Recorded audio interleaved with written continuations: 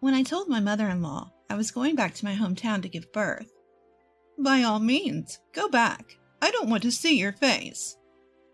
I was delighted from the bottom of my heart as I was waiting for those words. "You won't have to see me anymore, rest assured." "What?" I am Emily, about to turn 28. My mother died from illness when I was only 2. Since my father, a busy man, ran a clothing company with a 100-year-old tradition, I was looked after by my grandmother as he worked. My father was very strict, and I lived my life just as he told me to. Perhaps because of that, I had never dated a man, but I had given up, thinking it was destiny. After graduating from college, I worked briefly as my father's secretary at his company, but he said it was hard for him to work together and forced me to quit. I didn't get a job after that, because my father strongly stated that I don't need to work. However, my friends from university got jobs and started dating and getting married one after another, so I wanted to work too. I told my father one night, "Dad, can I work?" "No." He said one word without asking for a reason. "Why not?" "Because you don't need to work." "But I also need to go out into society and gain more experience." "Emily, don't talk back." "I'm not talking back. I'm not saying anything wrong." "You should just stay at home, Emily." "If you say that, I'll leave home. I'll leave home and go to work from there." "Emily, stop it." "No, I am an adult. I won't always do as you say." I cried and left the place. Even in my room, I cried for a long time. After a while, I called my friend from college, Lisa. "Can I come to your house now?" "Sure, but what's wrong? And can you go out at this time?" "I can't right now, but I'll figure it out. Can I stay at your place for a while?" Lisa's apartment was a luxury condominium gifted by her parents, boasting 3 rooms. "Seems like something's up." "That's fine. Just be careful on your way here." Quietly, I pulled out my suitcase, packed my belongings, and stealthily left the house, so as not to alert my father. I left a note on my desk stating that I was going to stay with a friend. Once outside, I hailed a taxi and headed towards Lisa's apartment. Upon arriving at Lisa's apartment, I was greeted with my favorite coffee that she had prepared. "Thank you, Lisa." "What's going on, Emily?" I explained everything about the argument with my father and my subsequent departure from home. "That's awful, Emily. You've had no freedom at all." Her words brought tears to my eyes once again. "Until now, I did everything my father said, and thinking it was normal, but suddenly I've started craving my own freedom." "That's completely normal. It's strange that your father doesn't allow you to work. I'd like to meet many people and have a good time, too. So, does your dad know you're here?" I left a note saying I was going to a friend's place, but he doesn't know any of my friends. "He might be frantically searching for you right now." "Maybe." "It's late now. Shall we go to bed?" "Yeah, I'm really tired." Lisa prepared a separate room for me to sleep in. The next day, Lisa left for work. When I checked my phone, I saw about 10 missed calls from my dad. I felt sorry for him, and I sent him an email to assure him not to worry. In the evening, after Lisa finished work, she called me. "I'm going out for a drink. Why don't you join us?" Having little experience with social drinking, I was excited about going out. When I arrived at the location Lisa mentioned, I found her waiting with 2 men. "Sorry for keeping you waiting. So, who are these gentlemen?" Pointing to the shorter man, Lisa said. "This is my boyfriend, and the tall guy over there, he's single and ready to mingle." The tall man introduced himself with a refreshing smile. "Nice to meet you. I'm Max. Pleased to make your acquaintance." "Oh, nice to meet you. I'm Emily." That's how our relationship started. Max worked at a small company in the apparel industry. For a moment, I thought it was a company similar to my father's, but I quickly dismissed the thought. Max's family was the opposite of mine, with only his mother around, but he didn't discuss the reason, and I didn't ask. One day Max said to me, "I'd like to meet your father, Emily." I had been emailing my father several times since I left home, but I had no intention of going back home yet, so I didn't want to meet him. "I'll think about it, but I would like to meet your mom, Max." "Sure. When? Even today is fine, if you want." "Really? Today is fine? Then I should buy some kind of gift." "Yeah, my mom loves that kind of thing." As I found out later, my mother-in-law didn't just love that kind of thing. She got very cranky if I didn't bring those kinds of things for her. On the way to Max's house, I bought a cake at a bakery. Upon arrival at Max's house, my mother-in-law was waiting for us at the front door. When I asked Max why his mother was there, he told me he had sent her a message from the bakery. My mother-in-law stared at me and asked, "And your name is?" I'm Emily. Nice to meet you." "What do you do for a living?" "I'm currently unemployed, but I plan to work soon." "Oh, so you're just idling about.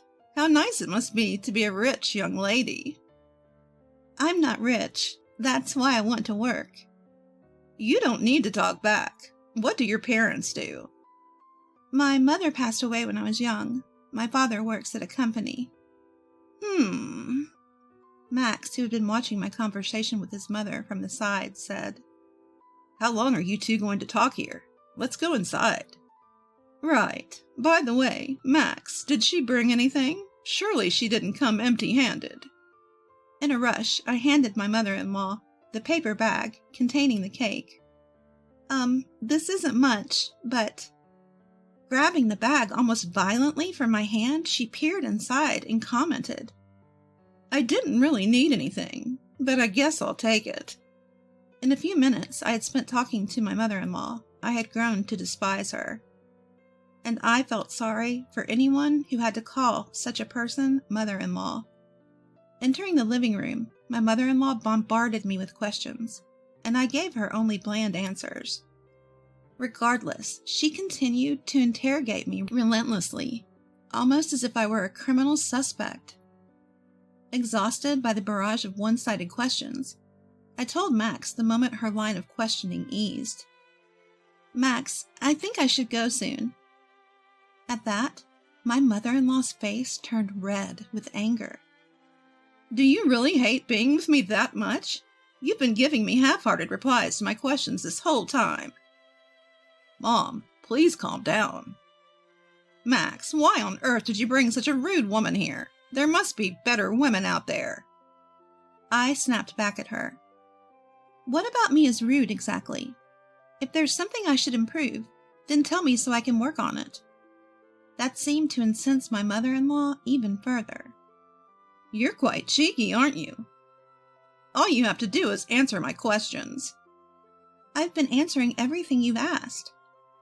"You dislike me, don't you? I can see it in your face." I wanted to say yes, but I couldn't. "I'm just tired and would like to go home." "Well, aren't you audacious?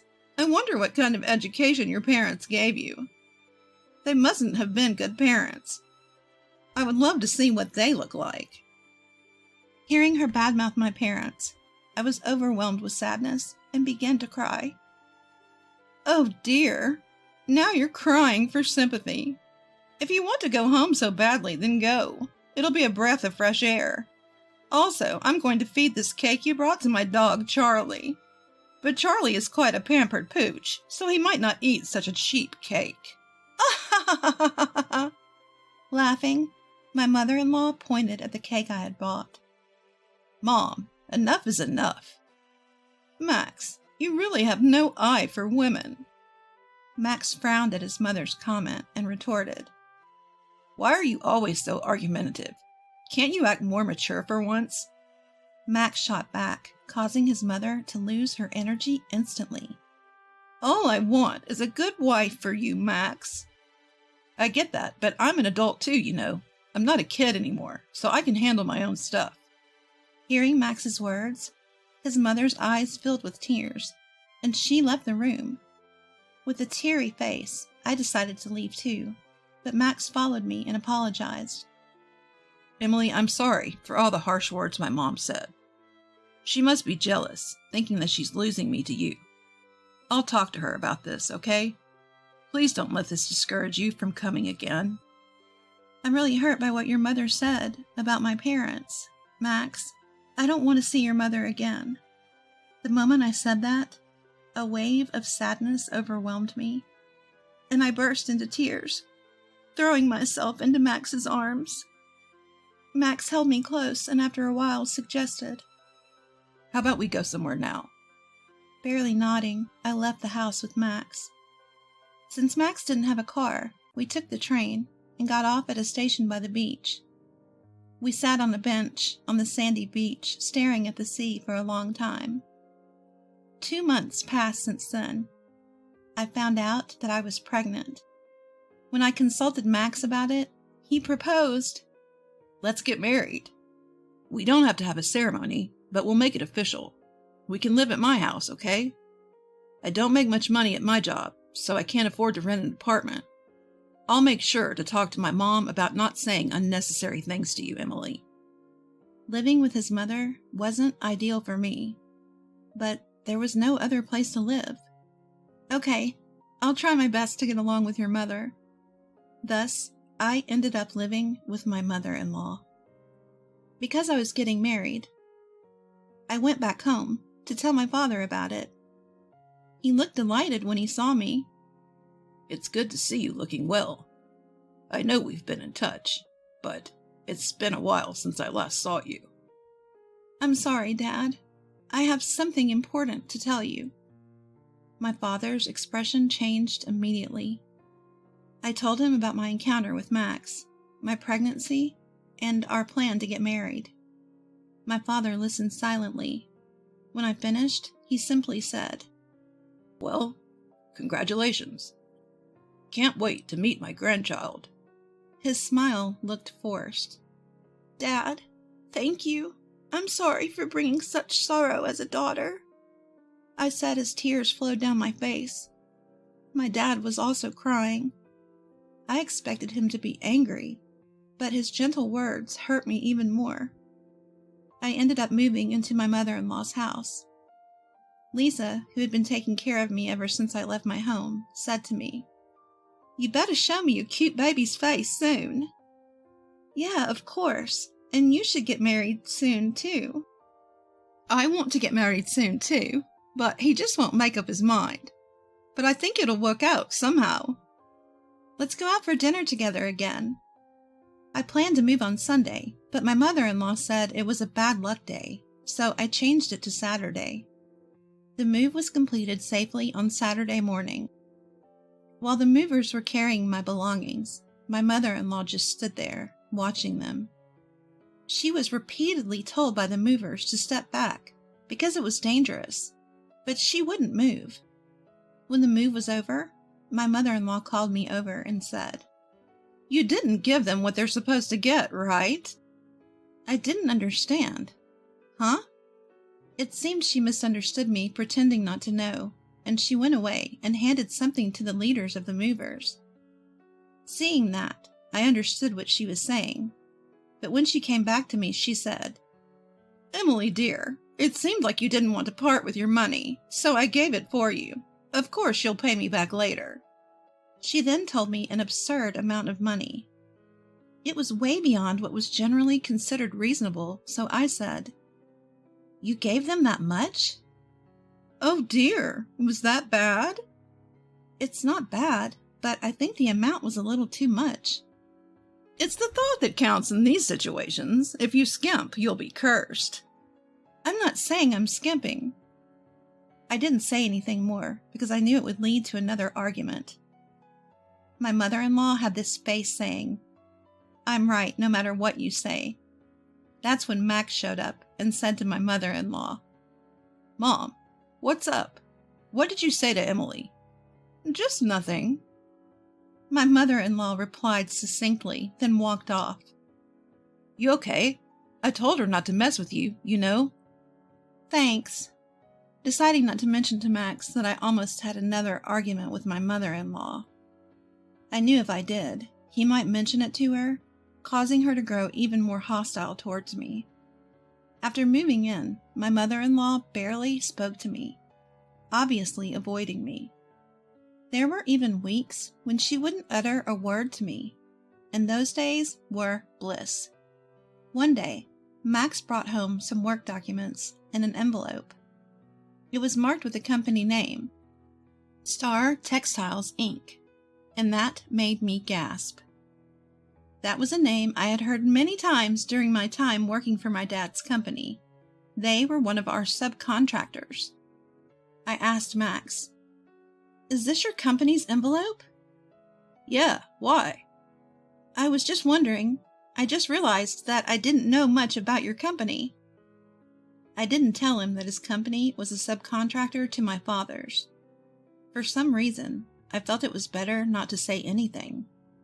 "Well, we're just a small subcontractor. If our parent company decided to drop us, we'd go bankrupt instantly, and all the employees would lose their jobs." Max laughed with this, his wistful look. About a month later, Max started coming home late from work. He also seemed down, so I asked him, "You've been coming home late recently. Is something wrong? You don't seem yourself." He admitted and said, "The company's in trouble." "What, like going bankrupt?" Max nodded. "The parent company suddenly decided to cut our orders by half. Now our boss is begging them every day to continue business as usual. We're also looking for new clients.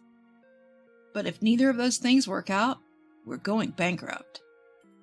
As I listened to Max's story, I thought about asking my dad to help Max's company. But my father is strict about his work, so he would never help a business partner out of personal feelings. For some reason, the number of business partners must have been halved. I told him that my father's company is the parent company of Max's. Max was surprised at first, but then he told me with a twinkle in his eyes, "Emily, please, beg your father not to reduce his business with us."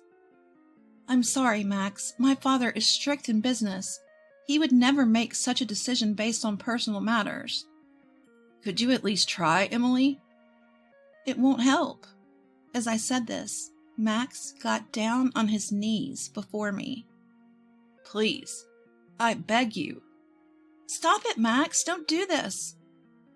"I'll talk to my father, but I know it won't make a difference." As Max raised his head, tears of relief streamed down his face. That night, I called my father and explained Max's desperate plea. "So, the company Max works for is Star Textiles. I guess I have to help them then." I was surprised. I had expected my father, with his strict business mindset, to refuse outright. "But I have two conditions. First, I will continue to do business with Star Textiles as before. But I want Max to leave that company and work for mine. Second, you and Max will move in with me. Is that acceptable?" "So you're saying Max should transfer to your company?" "I'll talk to him about that, but why do you want us to live with you?" My father answered, sounding a bit uncomfortable. "I just want my daughter close by." "Okay, but why did you decide to reduce your dealings with Star Textiles in the first place?" A new company approached us with a very attractive proposal, so we decided to do business with them. But after some research, we found out that they have a history of breaking promises, so we were planning to call off the deal. "So even if I hadn't asked, Star Textiles would have been fine?" "Maybe." My father laughed, and I couldn't help but laugh too. After hanging up, I immediately relayed the conditions my father had proposed to Max. He was relieved that Star Textiles was no longer in jeopardy, but he seemed hesitant about moving to my father's company. It's hard for me to consider working for your father's company, Emily. I've always worked hard at Star Textiles, and I have a lot of good colleagues. I'll tell my father what you said. I called my father again, and when I relayed what Max had said, my father responded. He indeed said that? Huh. He's a responsible good man. Got it. He can keep doing his best at Star Textiles, but I'm not backing down about you guys moving into my house. Understood. After the phone call, Max was overjoyed when I told him what my dad had said. I told Max, just remember, don't let your mother know about my father's company. If she finds out, she'll start nagging again. Right. Got it. Several weeks later, I decided to go back home for the birth of our child. Even though it's just my father and elderly grandmother at home, it's way better than being taken care of by my mother-in-law. I waited until my mother-in-law was having her afternoon tea in the living room, and I approached her. Mother-in-law, about my childbirth, I've decided to go back home. It's just my dad and my grandmother, but my grandma is still very active and full of energy. When I said this, my mother-in-law looked at me with hateful eyes and said, By all means, go back. I don't want to see your face. I didn't feel anything when my mother-in-law said this, as I had anticipated it. You won't have to see me anymore, so rest easy. What? I mean, I won't be coming back here anymore. And soon, Max will be moving to my parents' house as well. What are you talking about? Max is too busy with work to move. It's okay now. At that moment, Max came in and said to his mother, Mom, my company is going to be okay now. Emily helped me. What are you talking about? Emily's dad is the owner of my company's parent company. What? Hearing this, my mother-in-law raised her voice and stared at me for a while before saying, Emily, I had no idea you were the daughter of the owner of a parent company of Max's. I've been very rude to you up until now. My mother-in-law bowed deeply. It's okay now. May I ask you for a favor? I'd like to live together at your parents' house as well. Mom, no, you can stay here. Yeah, I don't want to live with you, mother-in-law. I'd be reminded of all the things you've said to me up until now. I won't say anything else, please, I beg you, my mother-in-law said with tears in her eyes. I know it seems cold, but that's not possible. Then, my mother-in-law got on her knees, bowed her head to the floor, and pleaded. Please, I don't want to live without Max. Please. No, I can't. Mom, stop it. If you had been kind to Emily before, we could have lived together, but your past behavior has led to this. Give it up. I told my mother-in-law, who continued to shed tears on the floor. Well, mother-in-law, you brought this on yourself. Half a year later, Max, our newborn daughter Kay, and I visited my mother-in-law's house. However, the house was void of any human presence, and the air was chillingly cold. Max was calling out loudly to his mother, but there was no response. Max, did you mention we were coming over?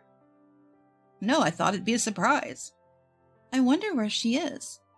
Just then, my mother-in-law, who had become severely emaciated, came out of the bathroom.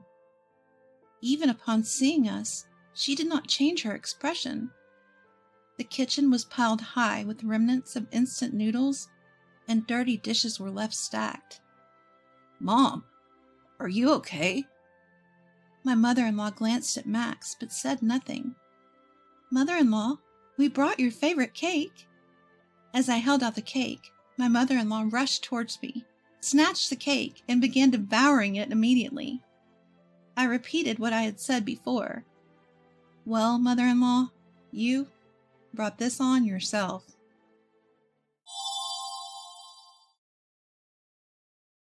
My wife was an office worker at my client's company.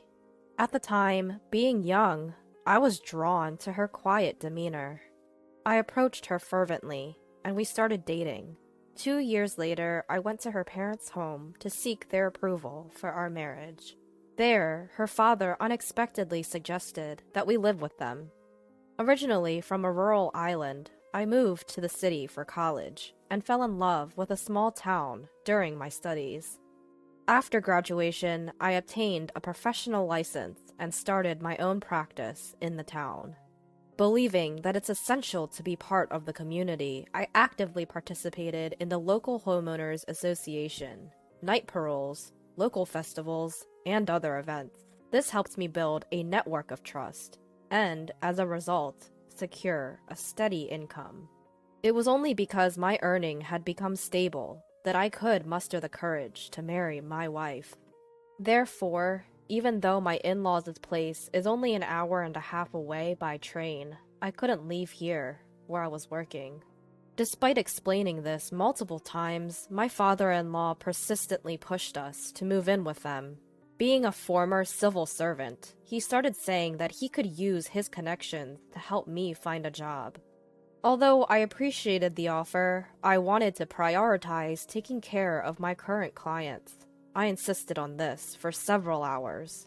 Finally, I disclosed my current income to my father-in-law and explained that without the relationships I had built so far, I wouldn't be where I am today. And if I were able to expand my business in the future and establish it in their area, I wouldn't mind moving in. Eventually, my father-in-law grudgingly agreed. During this whole discussion, everyone except my father-in-law was as silent as the air. No one interrupted the conversation, and my mother-in-law brought tea a few times. My sister-in-law was there at first, but had to leave midway due to work. After getting married, for convenience, I bought a condo near the station, about a 20-minute walk away from my office. My wife, whom we'll call Emily, said she wanted to continue working, and stayed as an office worker. However, after about a year, she suddenly quit her job to get her own professional license, saying she wanted to help me with my business. The exam was tough, but I could see her determination, and I thought it would be better if we could do it as a couple, so I agreed and let her attend a vocational school. However, she almost abandoned household chores while she was studying. Although I let that slide, our relationship temporarily turned tense. Within less than a year, Emily struggled to keep up with her classes and became a stay-at-home wife. She seemed calmer than when she was studying, and our relationship became better again. At one point, I thought it was a marital crisis, so I expressed my love for Emily even more and worked harder. Eventually, Emily became pregnant and gave birth to twin sons, but she began to act strangely from since then. On my days off from work, she would leave the kids and go back to her family's home by herself. At first, she said she wanted to take a break from parenting, and since both of them had started drinking milk formula, and not just breast milk, I was able to take care of them. So I agreed. We had many talks about this, but my wife said she just couldn't tend to 2 kids at once, and since they're boys, she expected me to parent them. I couldn't quite agree, but for the sake of our children, I relocated my office to a closer location and converted it to an office with kids' playroom. We've been visiting my in-laws about once a month, but the last time we went to, my in-laws just wouldn't let us leave. I turned down drinks, telling them that I was driving, but they still served me beer, calling it tea. I could tell from the smell right away, so I didn't drink a sip. By the time our children were 3 to 4 years old, they weren't attached to Emily at all and stuck to me instead. Eventually, Emily began to visit my in-laws, even on weekdays, and at times, she would even spend a week or 2 at their place and not come back. When it started to interfere with my work, I consulted with Emily's family, but the talks with Emily's mother didn't go anywhere because Emily herself wanted to be there. Emily's father didn't answer the phone, so when Emily hadn't come back for a week, I decided to leave my children at daycare and went to my in-laws' place. When I got to their place, I could hear a loud argument even from outside. It seemed that my father-in-law and sister-in-law were yelling at each other. Hesitating a bit, I killed time at a nearby convenience store, and when I visited again, the voices had quieted down, so I rang the doorbell at my in-laws' home. The front door opened, and Emily's sister came out right away, held back by Emily's father, with Emily's mother and Emily just watching. Emily's sister said to me, "Let's go out, I'll tell you everything." To which my father-in-law said to me, "What are you talking about? Come in quickly." However, Emily's sister and my father-in-law were having a fierce argument at the entrance, so I couldn't enter their place. During a heated argument, it seems a neighbor called the cops, and the police arrived to cool things down. We ended up talking at their place. According to my father-in-law, "Emily constantly being at her parents' house is your fault. Don't listen to your sister-in-law, Susan. She's crazy." But Susan snickered and said, "You've been deceiving Frank from the start, haven't you?" But every time Susan tried to talk, my father-in-law would interrupt and make a fuss, so we couldn't really have a proper conversation. Even when I tried to get Emily to join in, she remained silent. This was going nowhere, so I asked to talk to everyone individually on a later date. To this, my father-in-law made an unbelievable accusation. "You're planning to have an affair with Susan, aren't you?" Upon hearing this, Susan stood up and said, "Fine, that's enough. I'm leaving this house. Be prepared to cut ties with me." Then she walked out of the room. No one else followed her, but I followed her to the door. Susan, with a serious look on her face, handed me a small envelope and urged me to go back inside. After tucking the envelope inside my jacket, I went back to the room where my father-in-law began again. "Looks suspicious, ain't it? You better move in here quickly." I myself was running out of time, and I had to pick up my kids, so I calmly said, "We've already discussed this before we got married. I don't have Susan's number, and I only meet her here. It's getting late, so I'm taking Emily home today." Then I promptly had Emily gather her things, and we headed home. In the car on our way home, I talked with Emily, but she kept repeating, "The kids don't like me. I don't understand boys. I'm useless." Since I still loved Emily, I told her, "Stay with the kids as much as you can. Raise them in your own way, and I want you to be by my side." We picked up our kids from the daycare and went home. Emily cooked dinner, and we all ate together. Emily's cooking skills had declined, but it was still better than mine, and the kids seemed happy eating it. After dinner, unusually, the kids clung to Emily, and Emily smiled and played with them until they all fell asleep together. I had work to do for tomorrow, so I went to my office to organize some documents. That's when I remembered the envelope Susan had given me. Inside was a USB drive. When I checked it on my office PC, it contained text and audio files. The text file was a summary of my father-in-law's living together plan. Knowing that I was self-employed and earning reasonably well compared to my peers, Emily's father planned to have me move in and work from home, and have me contribute my earnings to them. Despite the initial disagreements when we first met, my father-in-law seemingly believed we would eventually agree to live together, and had even bought a luxury car on loan. However, he saw no signs of Emily and I moving in, so Emily's father had the idea to get Emily a professional license, but her failing the exam thwarted his plan. Still, Emily's father couldn't give up on my income. After Emily gave birth, he came up with a plan to take Emily away from me and manipulated her to get her on his side. Since there was still no sign of us moving in, my father-in-law thought that if he could push the kids onto me, even on weekdays, we would have to rely on them. However, I had set up a childcare room in my office. The next step, apparently, was to keep my wife Emily at home, waiting for me to buckle under the pressure and suggest we live together. The voice file recorded my father-in-law bragging to Emily, Emily's mother, and Emily's sister about the plan, as well as insults towards me and Emily when things went wrong. Emily's mother accepting this, Emily agreeing, and threatened to Emily's sister when she tried to intervene. There were also commands telling Emily to get her hands on my money and to bring that money over, to which Emily only responded with, "Understood." But Emily's sister's opposition was also recorded.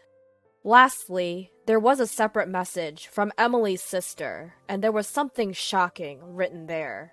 Apparently, in that house, if they stood up against their father, he would punish them by starvation and economic abuse. Emily's sister often stood up to such a father, and every time she did, she received unthinkable harassment, such as being denied meals and not being given lunch money. Emily, who grew up seeing this, obediently obeyed her father. To stand up to her father, Emily's sister had been learning judo from the upper grades of elementary school. Of course, Emily's father didn't provide the money, but because she was good at it, a police officer relative allowed her to go to the police station dojo. When Emily's sister was in her first year of high school, she was almost assaulted by Emily's father, of course, in a sexual way. But Emily's sister, who had been training, fended off Emily's father, and it seems there was never another attack after that. However, the way Emily's father looked at and behaved towards Emily was strange, so Emily's sister suggested Emily learn judo as well. But Emily gave up as her parents were against it. After graduating high school, Emily's sister got a job and saved as much money as possible. The plan was to eventually take Emily and run away from their parents' house. But Emily, who was raised too obediently, didn't know how to stand up for herself. I have a feeling Emily's been assaulted by my father-in-law when she was in high school, but there's no evidence. When Susan was at home, Emily would cling to her. So when Emily one day told her sister that she had someone she liked and had been asked out, Susan was truly surprised. At first, Susan would secretly watch them on dates. If he turned out to be a weird guy, she was ready to rescue Emily right away. When my father-in-law proposed the cohabitation plan, she thought I would be alright because I had strongly refused. But after seeing Emily's father's obsession, Emily's sister thought it would be best to leave some evidence for the future. Now, Emily might be assaulted by our father, Susan felt, and she wants me to help Emily as soon as possible. She is sure she can protect herself, so she only wants me to worry about Emily. If I still couldn't trust her, she had written instructions to call her work number from a public phone using an alias. Although I did trust her, I had some questions and needed to confirm a few things, so I called a few days later. Susan provided a few more details. The reason she told me to call from a public phone with an alias was because she suspected there might already be a wiretap in the office. The alias was also taken into account in case I didn't call from a public phone. And then I was told to take a moment, gather my thoughts, and get back in touch once I was ready. Emily stopped mentioning wanting to go back to her parents' home and started staying at our place. We started having little conversations, gradually, bit by bit. A week after the upheaval, I came home to find Emily and our sons genuinely laughing together. It was the first time I'd seen a smile on Emily's face. I couldn't help but burst into tears. That night, Emily made a confession. She opened up about her past, her inability to defy her father, how her sister had always been there to protect her, and the times she was assaulted. Her sister shielded her whenever she was around, but her father took advantage of the times when she wasn't. She had believed that she couldn't defy her father, She was scared of men, but strangely enough, I was an exception. When I confessed my feelings to her, she was genuinely happy, albeit with complex emotions. But with the support of Emily's sister, she was truly happy to be in a relationship. Around that time, her father was often out of town due to work, so there were fewer opportunities for him to assault her. However, when his assignment ended and he returned home, it was pure terror for Emily. When I proposed to her during this time, she felt like she had no choice but to cling to me. She was taken aback when her father suggested that we live together during our first meeting, but she decided to follow me when I strongly objected. Our marriage was a bliss, until her father insisted that she get a certification. He even threatened to reveal her past to me if she didn't comply. She had no choice but to comply, so she tried her best, but it wasn't enough. Still, she was relieved that she didn't have to go back to her parents' home. Life with me was simply delightful. She was genuinely happy when she became pregnant and we had twins. Initially, Emily's father seemed fond of his grandchildren, which put us at ease. We thought he had changed. But Emily's father hadn't changed after all. He began to separate Emily from me and our children. She was yelled at, threatened, and forced to return every weekend. Eventually, Susan moved back to her parents' home, probably to protect Emily. Then, Emily was told to abandon childcare and household chores on weekdays and dump the kids on me. As she obeyed from being threatened as usual, I set up a daycare room in my office. She said she had never felt such despair. Even though she blamed herself, to her, it seemed as if even I was trying to distance myself from her children. And then one day, my father-in-law assaulted her. Despite placing a large package in front of the door and doing her best to defend, it was in vain. Just when she was about to give up, Susan, who had sensed something was wrong, entered the room.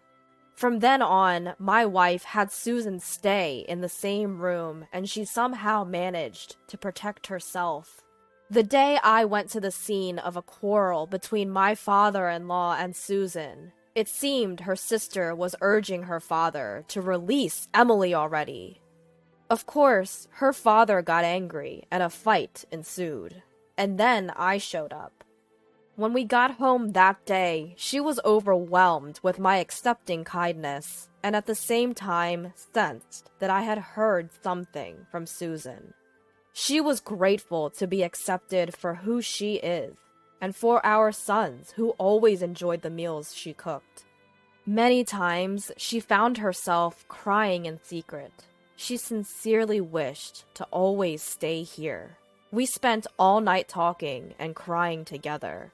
When our boys woke up the next morning, they seemed shocked, saying, "Dad, don't bully Mom!" Emily started crying all over again, and I joined her. Our sons didn't understand and ended up crying too. We explained that we weren't fighting, but we were just deeply moved. We took the day off work that day and spent a relaxing time as a family. Then I made up my mind and contacted Susan. Surprisingly, all I had to do afterward was leave everything to her. She had not only learned about my father-in-law's unreasonable plans to live with us, but also had evidence of his embezzlement at work. She reported it, and he was arrested. It was reported in the local section of the national newspapers, which eventually led to Emily's parents getting divorced. Thanks to the lawyer that Susan hired, Emily's mother got a hefty amount of alimony and went back to her hometown.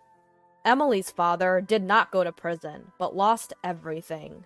At first, he tried to rely on relatives, but nobody would help him when he demanded assistance with his condescending attitude.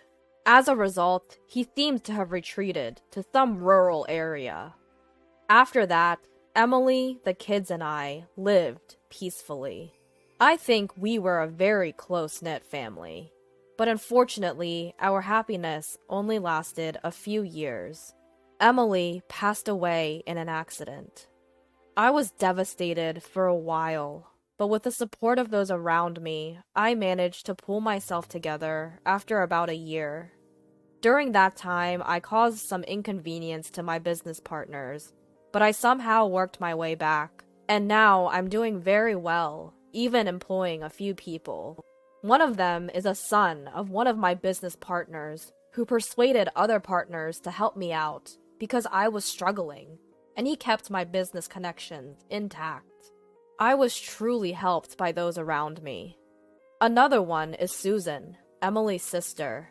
She helped me in many ways, and now, after losing her job partly because of that, she is working for me as a secretary. And now, she is dating one of my staff members, and they've both approached me to discuss the possibility of getting married. I'm thinking of celebrating this with my son, who Emily left behind. The other day, I received a letter from Emily's father. The content was all over the place, but to summarize, it said, "I can come live with you if you want, and send me compensation and travel expenses right away because I'm coming over." So I immediately had my lawyer send him a warning. At the beginning of the letter, he even apologized, saying, "I was wrong at that time." But he always sends a letter around the anniversary of Emily's death, saying, "It's been a long time now, so the statute of limitations must have expired, right?" He's probably still aiming for my earning. I'm aware that he's in a tough situation and is ostracized by his neighbors because of his bragging. Once our sons grow old enough, I think it's time to settle this myself. Of course, I won't break the law, but I need to show him a further taste of hell. Until then, every time I remember this man, I'm fueled to work harder and get a greater revenge at him. Emily must have had a tough time growing up, being abused by her father since young. Despite having her sister and me to protect her, the fact that she couldn't escape from her father's control might suggest that she was practically brainwashed. Sadly, she passed away early, but I believe that she had a happy time in her last few years, as she was able to decisively break away from her father and live peacefully with our children. I am nothing but grateful to Emily's sister, who gave me the opportunity to save Emily, and I want her to be happy for Emily's sake from now on.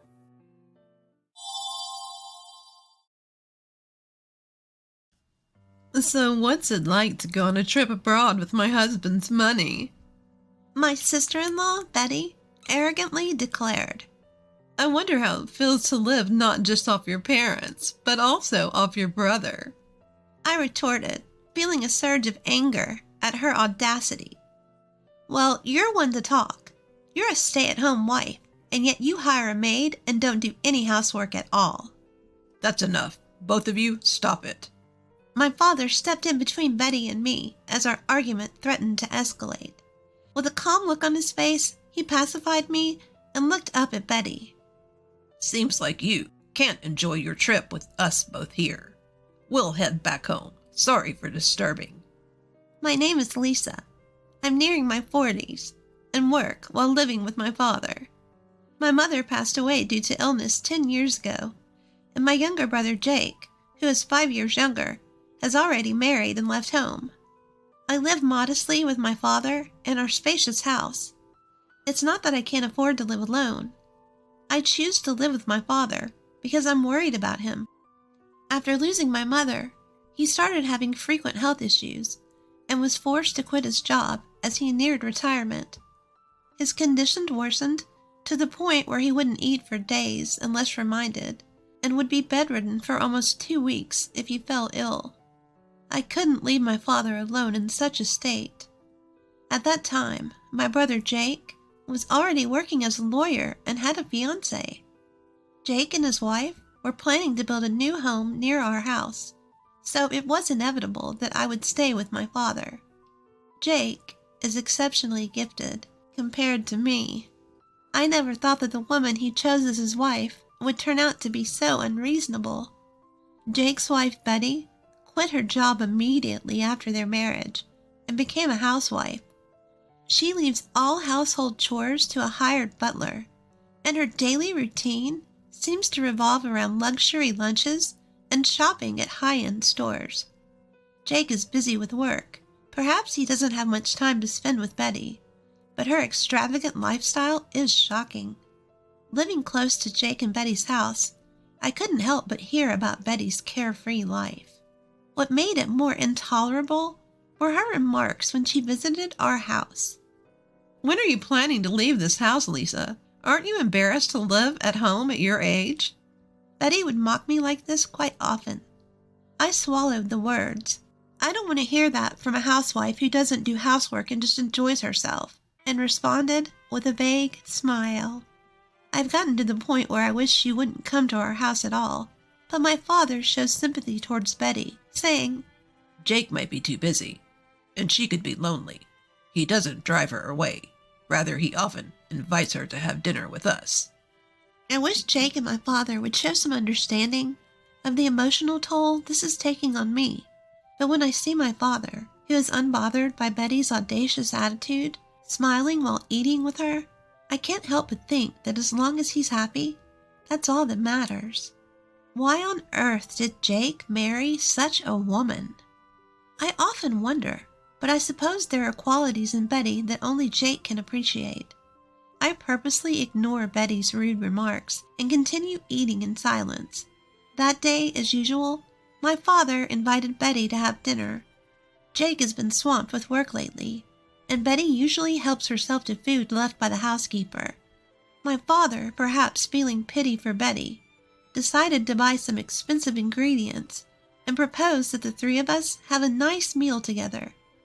I wasn't particularly thrilled, but if my father insisted, I didn't have a choice. I bought ingredients from the supermarket in town and managed to whip up some dishes I'd never cooked before. My father, who had been losing his appetite, was delighted and laughed, saying, "I'm particularly hungry today." Betty arrived significantly past the agreed-upon time, sank into the dining table chair without so much as a decent greeting. The dishes I had prepared were lined up in front of her. "Now that we're all here, let's eat," my father cheerfully suggested. Betty didn't seem pleased. She poked at the food with her fork, heaved a big sigh, and said, "Do you think I can eat something that looks this unappetizing?" Betty shot me a look of contempt as she glanced at the small dishes. I stared back at Betty, then turned to my father in surprise. My father also looked surprised, his mouth agape as he looked at Betty. "Well, it may not be as good as the meals your housekeeper makes, but Lisa made this from scratch. Can't you be a bit more polite?" When my father-in-law sternly rebutted, Betty immediately pulled a sour face. "I never said I wanted to eat with you guys. I'm helping you make some memories, and you serve me something that looks so unappetizing. Can't you consider my feelings a bit?" "What do you mean by making memories?" I muttered, but Betty picked up on it quickly. Betty looked down on me and my father, smirked, and said something unthinkable. "Well, your father won't live much longer, right? I'm the diligent daughter-in-law keeping him company, so I expect a generous inheritance." At this, both my father and I were left speechless. The living room fell silent. Could this really be the woman that the intelligent Jake chose to marry? Discussing inheritance before someone's even passed away? There's something wrong with that. Dad, you're going to live for many more decades. Before I knew it, I was shouting. Even Betty, who had been grumpily picking at her gratin, stopped when she saw me letting my anger out. "Don't talk about inheritance. To you, Dad may be just another person, but he's family to me. He's also the same to Jake. He's the only living relative left for us who lost our mother." My father gently held me back as I leaned over the table. Panting heavily, I slowly sat back down. My anger towards Betty was still swirling inside my chest. With a deep breath that seemed to pierce my father's mood, I felt my pent-up emotions deflate. I'll pretend I didn't hear what you just said," my father said in an emotionless voice. Immediately, Betty's scoff came flying. "All I did was state the facts. I don't want the inheritance taken away by a woman who's still living in her parents' house." Betty's words were so refreshingly straightforward, I no longer had the energy to be angry. She bravely rehashed what my father had tried to let slide, and threw her demeaning words and actions at us. "I'll leave this rundown house to you, sister-in-law. Looks like you won't be losing your place to live." Betty's shrill laughter echoed. I wanted to retaliate with a complaint, but when I saw my father quietly shaking his head, I swallowed my words. My father was too lenient with Betty. Even though she might be lonely with Jake, often busy with work, it's not right to sympathize with an adult who can't tell what's appropriate to say and what's not. My father looked at my face and muttered softly, "She's the one Jake chose." My father smiled with a hint of sadness. He looked like a father dealing with a troublesome daughter, and also like a man completely worn out by life. I couldn't say anything when I saw my father's face. I had things to say to both my father and Betty, but I wanted to know what Jake thought about all this more than anything. Does Jake know about Betty's behavior? If he's aware of it and just letting it slide, I have to say something as his sister. In the end, Betty barely touched the food I made and left early after a brief conversation. Only my father and I were left in the large living room. "Creating memories, huh? Maybe she's right." I quietly exhaled as I noticed my father's figure suddenly seeming smaller when he murmured that. Due to Jake's suggestion, our family decided to go on a trip to France. My father wanted to go to France while he could still walk on his own, so Jake and I planned the trip. Of course, I initially asked Jake to take Dad and go on the trip with just the three of them, without me. Betty would always make snide comments toward me if I was present. I didn't want to ruin the cheerful atmosphere of the trip. However, Jake insisted that it would be best to have someone who usually observes Father's condition, so he ended up purchasing 4 tickets. I reluctantly agreed to accompany them on the trip to France, and as I expected, Betty was in a bad mood the whole time and didn't exchange a single word with anyone on the plane. Once we landed, we went straight to the heart of Paris and enjoyed sightseeing. My father was unbelievably energetic, exploring everywhere. Betty seemed to lighten up a bit when Jake bought her a brand-name bag. She walked arm in arm with Jake, but I couldn't help but notice that Jake didn't look particularly happy. At that moment, I accidentally made eye contact with Betty. She glared at me so fiercely that my heart jumped. "By the way, why is Lisa here with us?" Betty let go of Jake's arm and confronted me. "I asked her to come. In case something happens to Dad, we need someone who can handle it." Jake tried to step in to help, but it seemed like his words didn't reach Betty. She kept staring at me, snickering. "What's it like to go on a trip overseas with my husband's money? Airfare isn't cheap, so don't be extravagant," Betty said arrogantly. "We're staying in a suite at the hotel, but it would be fine for Lisa to sleep outside, right?" Jake called Betty's name sharply, trying to stop her, but she didn't listen. "How does it feel to live not only off your parents, but also off your brother?"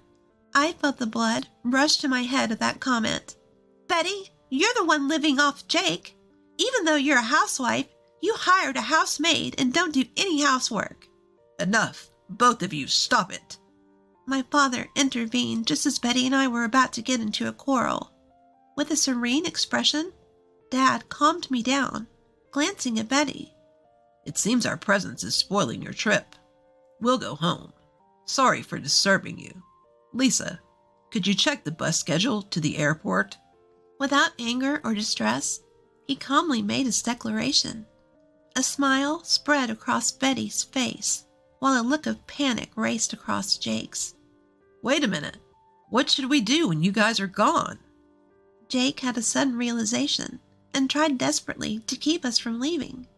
However, once Dad decided to go home, his resolution was firm. He had me check the bus to the airport, and he quickly set off in the opposite direction towards the bus stop. I had no choice but to follow Dad, while keeping an eye on my brother and his wife. We'll be just fine without the old man and old lady. Betty's voice echoed from behind us. I was momentarily angered at Betty treating Dad as an old man, but I had no time to waste on her. I chased after Dad, who was walking ahead, while hearing Jake's cries of anguish and Betty's insults thrown at him. Jake barged into the cafe near the airport where we were having tea, looking desperate. His forehead was covered in an extraordinary amount of sweat, signaling something was amiss. In a frenzy, Jake rushed to our table and bowed his head to us. I'm sorry about earlier.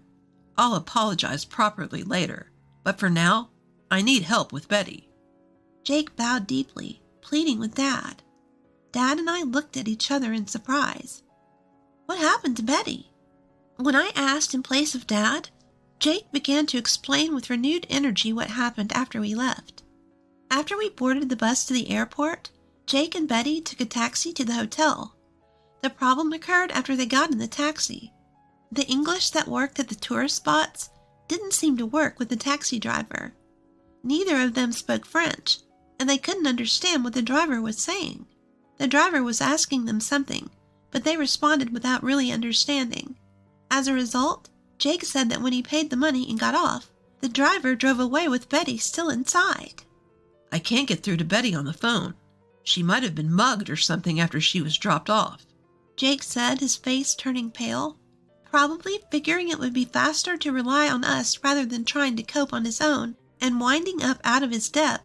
Jake, who doesn't understand French, asked for our help. My father and I can speak French perfectly. Betty appears to think of my father as an old man who can't do anything, but he used to be a French teacher, and I too am a current French teacher. This trip to France was planned by Jake, wanting my father to reminisce about his youth. Once my father arrived in France, he seemed filled with nostalgia and vitality, perhaps remembering his time studying abroad.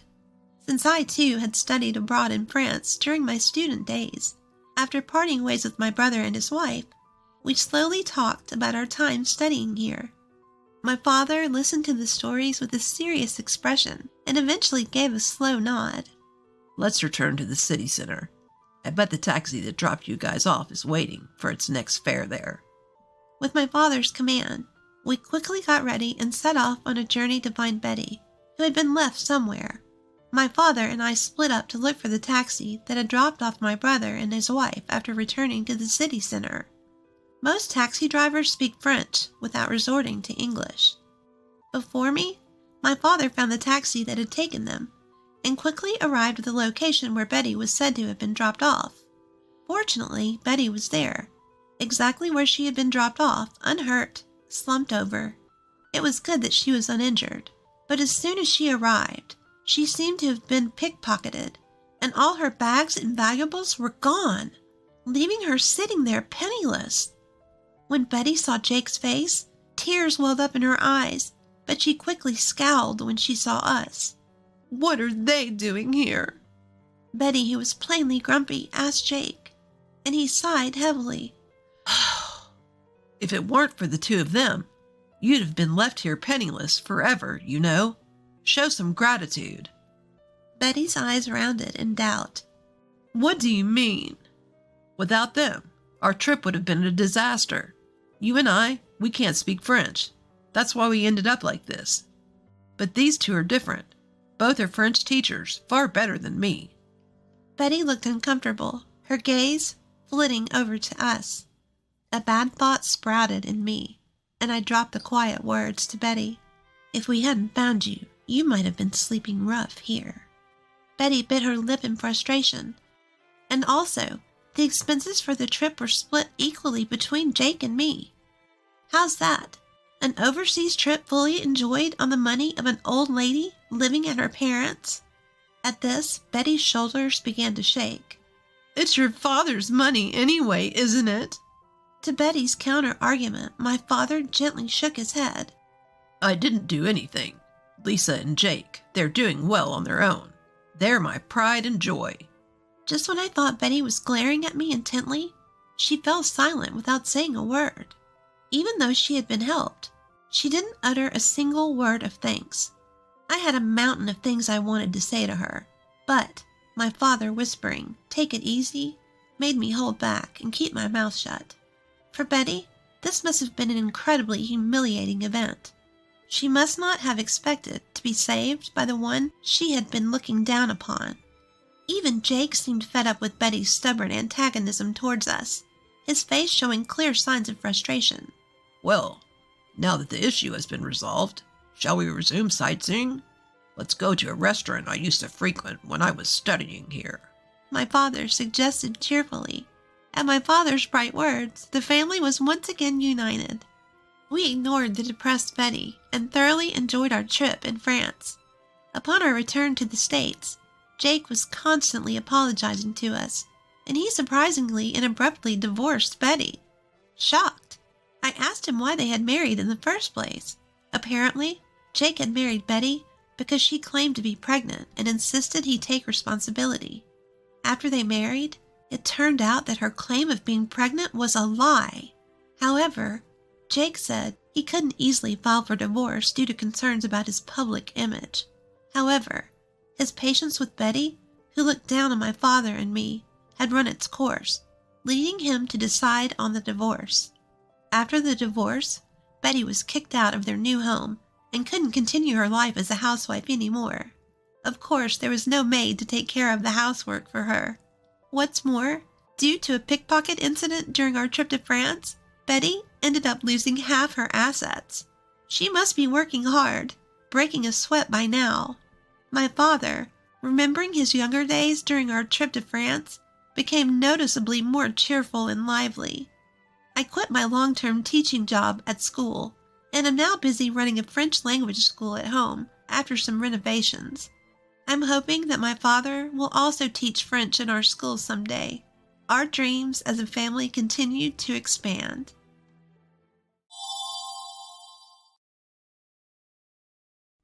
Infertility treatment, what a waste of money. If we're infertile, the cause must be you. My husband hurled those harsh words at me, and in the end dropped a massive bombshell. I'm going to divorce my infertile wife and marry your sister instead, haha. Indeed, my husband chose his sister-in-law over his infertile wife. My name is Linda. I live with my husband, Nathan. Days spent with my beloved husband were indeed happy days. However, we had a hard time trying to have a baby. The discussion about infertility treatment began about 2 years into our marriage. Hey Nathan, I think it's time we started thinking about having a baby. Nathan responded with a lack of enthusiasm. Infertility treatment comes with various burdens, right? Both physically and financially. That's true, but if it's going to help us conceive, I think it's okay to give it a try. Well, maybe, but... Nathan didn't deny the idea of infertility treatment, but he was also not eager to proactively engage in it. I had become a housewife when Nathan had transferred for his job, so I guess he has financial concerns. Don't worry about the money. It's been 6 months since we moved, and I'm getting used to this place. I'm thinking about finding a job soon, so we don't have to worry so much about finance, right? If I can start earning an income, we'll have more financial flexibility than we do now. With that, he would probably become more open-minded and supportive towards the treatment, but he reacted differently than I expected. Well, it'd be great if you could start working. But? I don't know how I feel about you finding a job for the sake of getting treatments. It's like putting the cart before the horse. Don't most people conceive naturally? That's not necessarily true. Women's bodies aren't that simple. I hear that when couples can't have kids, the cause is usually the female. Slightly irritated by Nathan's words, I responded. I do hear that often, but there are cases where the male may be the cause, you know. Alcohol, obesity, even diseases from childhood can cause male infertility. He frowned disapprovingly. Maybe, but statistically speaking, it's more likely to be the female, right? I mean, I haven't had any major illnesses, and I only drink socially. I doubt the issue is with me. So you're saying you think it's my fault? I didn't say that. I'm just generally speaking. Even though he didn't say it outright, it was clear that he believed I was the reason for our infertility. But it was true that I couldn't rule out the possibility that there might be factors on my side, so I went to get an infertility test at the hospital. To make matters worse, my mother-in-law was standing outside our door waiting for me when I returned home. "Linda, where have you been? You're a housewife and yet you're always out. Hurry up and let me in. It's terribly hot outside." My mother-in-law always visits without notice, keeping tabs on me. Regardless of how well I kept up with the household chores, she consistently found something to criticize, pointing out things like, "This spot is dirty," and "This isn't good enough." Reluctantly, I let her in, and the first thing she said was, "So, I hear you've decided to start infertility treatment?" "Huh? Why do you know about that?" "I obviously heard it from my son." "Is that so?" I was planning to wait and assess the situation before bringing up the topic with my husband again, so the fact that he had already talked about it with his mother was a surprise. "You see, we let you marry our son for the sake of our family's heir. Yet, 2 years after marriage, you still haven't managed to get pregnant. I don't even know why we approved this marriage in the first place." I apologize for not having been able to bless you with a grandchild yet, but Nathan and I are committed to making every effort to conceive in the near future. Upon hearing my non-confrontational response, my mother-in-law let out a deep sigh. "Linda, dear, if trying hard was all it took to get pregnant, no one would have any trouble, right? After all, it's clear that you're the cause of this infertility, so maybe you should consider a divorce or something." "What? Divorce?" "It makes sense, doesn't it? There's no way my son is the cause." Like mother, like son. Not only my husband, but also my mother-in-law doubted that I was the cause. Apparently satisfied with her outburst, my mother-in-law left for the day. Upon my husband's return from work, I relayed the comments made by his mother. "See, even Mom says the problem isn't me. If we're infertile, it must be you, Linda." He responded with a smug look while nodding in agreement. There was no point in fighting back. He wouldn't consider the possibility that he might be at fault, not even for a second. I decided to wait for my infertility test results. I visited the hospital again a few days later, where the doctor told me a surprising fact. "So, we didn't find any issues with you." "Is that so? But then why?" The doctor began awkwardly. "Please have a talk with your husband. If you really want a baby, it would be best for him to also get tested." "Have my husband get tested?" "We can't definitively say the cause lies with just one of you. However, pregnancy is something that requires cooperation from both spouses. Just to be sure, I recommend that your husband also get tested." "Is that so?" I wasn't the cause. While I was relieved at the doctor's words, I wondered how to break the news to my husband. If I tried to be roundabout, it would only make things more complicated. "I've got the test results. Let's talk about it tonight." I texted him and decided to wait for him to come home. As I was preparing dinner, my husband returned. Behind my husband, inexplicably, stood my mother-in-law as well. Mother-in-law, why? "I invited her. When I told her that the test results were out, she said she wanted to come." My husband had a look of ease on his face.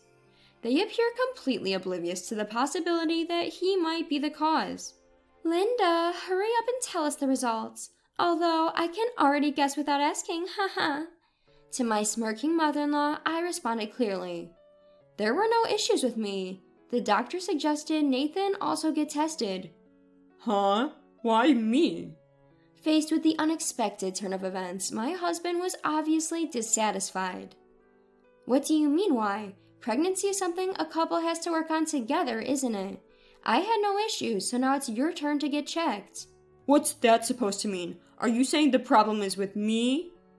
"That's not what I'm saying. If we both get tested and neither of us is the issue, that's reassuring.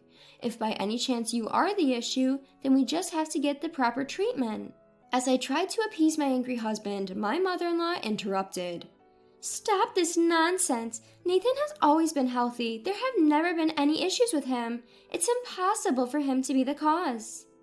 It seemed as though she hadn't been listening to a word I said, as she stubbornly insisted that her son was not the issue.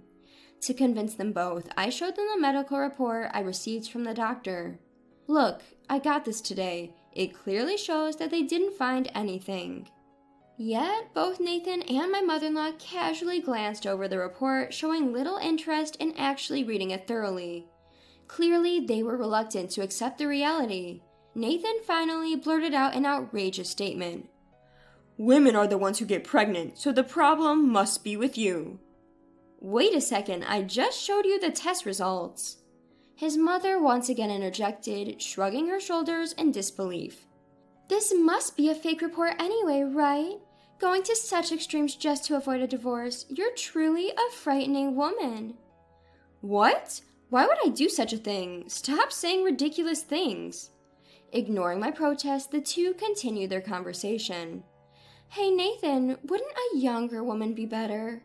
Maybe. This could be good timing. Oh yeah, with her? Strike while the iron is hot, as they say. With her?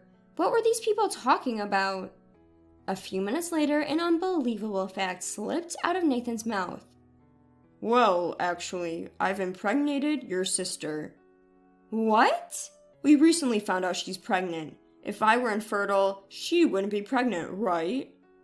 My sister's pregnant? I was so stunned that I couldn't think straight. Nathan continued without paying attention to my state. So, here's the thing. I'm thinking of marrying your sister. Mom has been saying she wants a grandchild soon after all. My mind went blank and I felt like collapsing right then and there. An affair with my sister? And she's pregnant and they're going to get married? Wait, Sarah's still in college. And she has a boyfriend. Yeah, but apparently she fell for me. When did this? We've been seeing each other for a while now. Nathan reveals the cruel truth nonchalantly. He was having an affair with my sister while we were discussing our infertility issues? Abandoned by my husband and betrayed even by my own sister. I had no idea any of this was happening while we were discussing our infertility. My mother-in-law further compounded my already speechless state with her insults. Do you understand now? My son is perfectly capable of getting a woman pregnant, so you're the issue. We don't need a wife who can't bear children. That's true. Nathan agreed with his mother. It's settled then. We're getting a divorce. I already have the papers. Fill them out quickly. He seemed thrilled as he thrusted the divorce papers at me. Are these people sane? Impregnating your wife's sister and planning to remarry? That's outrageous. That's when I felt it. The surge of anger that I can't even put into words. Fine, we'll get a divorce, but you're going to pay me alimony. Once we'd agreed, he immediately kicked me out of our home. See you around, you barren lady. I'll find happiness with your adorable sister. Later, I returned to my parents' home and explained the situation to them. They were enraged, but the truth is, they disowned my sister a long time ago. I was the only family member that my sister still had contact with. Her reckless behavior, particularly concerning money and relationships, had caused our parents a great deal of trouble. She was disowned by her parents once she started college. Nevertheless, she is my one and only sister. I'd regularly invited her to our home for meals with my husband. And this is how things end up. My parents said they summoned Sarah and my husband to give them a scolding. But I told them that was unnecessary. I knew that even if they got together, it wouldn't work out. And several years later, it was a few years later when I got remarried to Gary, someone I met at my new job, and we were soon blessed with a daughter. One day when we were out as a family, I heard a voice say, Hey Linda, is that you? Nathan. Long time no see. The voice belonged to my ex-husband. He took a quick glance at my daughter and current husband, then spoke to me with bitterness. Ah, so you were married. Lucky you, someone took you in. Mind your own business. How's your marriage with my sister going? At this, my ex-husband made a sour face. Just as I thought. I pretended to know nothing and asked him, What's with the face? You should be happy you ended up with a child with my sister instead of me. Well, you see, he replied with a pale face. Sarah was really unfaithful. Even after she gave birth, she used my money to cheat on me. Now we're divorced. She even took our child with her after all the baby stuff she made me buy. Oh dear, that sounds like quite a disaster for you, I replied, though I knew all along. I was aware of my sister's promiscuous behavior, which resulted in numerous troubles. Every time she ended up demanding money from our parents. Looking around and seeing that my daughter and husband weren't around, my ex-husband suddenly turned to me. Hey, would you consider giving us another chance? Excuse me? Don't you think it's a little too late for that? As you can see, I'm remarried. But your daughter's a stepchild, right? You shouldn't have to go through the trouble of caring for someone else's child. I don't need children anymore. Let's live freely together. He must have thought that my daughter was my stepdaughter. This man, after all this time, still didn't suspect my fertility. I boldly told this mistaken man the truth. What are you talking about? That girl's my biological daughter. Huh? His expression at that moment is something I can never forget, even to this day. He had a dumbfounded look, about 5 times more than usual. Weren't you infertile? Trembling, he asked. I explained politely. Well, isn't it unfortunate? We conceived our daughter right after I married my husband. But more importantly, I wonder who the actual father of Sarah's child is. I looked at my ex-husband with a wicked smile. His face was pale. Hey, what do you mean by that? Oh, don't worry about it. Just curious, you know? I knew my sister was promiscuous. I also knew the cause of our infertility was you. In other words, you were used by my sister. Used? Yes, she probably didn't care who she was marrying as long as she had a man to raise her child. And you, who misunderstood, fell into my sister's scheme and married her, unknowingly raising another man's child. So, you mean I was deceived into being a surrogate father? He fell to the ground and clung to me, crying inconsolably. Please, you're the only one for me. I was abandoned by Sarah, my child, even my own mother. I'll end up all alone. I don't care. That's the result of your actions, right? It's quite pathetic to be acting this way for someone your age. I looked down and threw those words at him. He slumped his shoulders, completely disheartened. Ever since, despite our conversation, he has kept sending me desperate texts. I was wrong. I want to start over. You're the only one for me. Please come back. I won't cheat anymore. But I blocked all of them without replying. It seems my ex-husband later requested a DNA test for the child. As a result, it was confirmed that the child was not his. To this day, he's in a state of self-isolation at home, not even going to work. Being abandoned by his mother, his only ally, feels like he's getting what he deserves.